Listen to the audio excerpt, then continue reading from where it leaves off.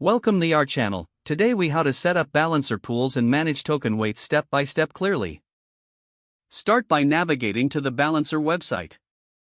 Connect your wallet by clicking on the Connect Wallet button. Choose your preferred wallet provider from the available options.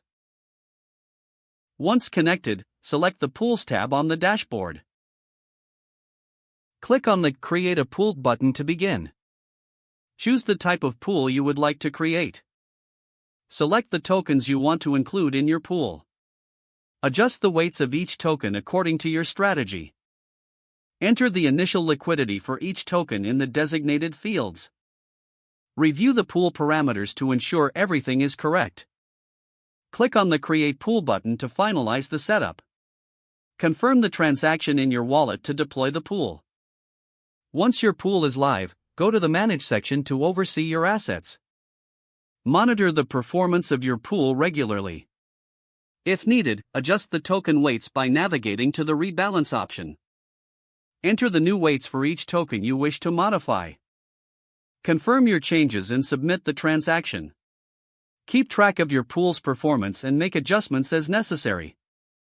Engage with the community for insights on best practices.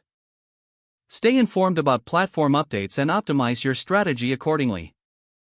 If the page does not load, refresh the browser or try again in a private or incognito window. Make sure you are using the correct email address, then retype it carefully to avoid small typos. If your password is not accepted, use the reset option and create a new strong password you can remember. Check your spam folder for verification or security emails, then complete any requested confirmation steps. Enable two-factor authentication if available to improve account security and reduce unauthorized access risk. After signing in, review your profile details so your contact information and settings are accurate and current. If you see an error message, note it down and try again after restarting your device and internet connection. Log out when you finish, especially on shared devices, to keep your account and payment information secure. Don't forget to like this video and subscribe to our channel for more step-by-step tech guides.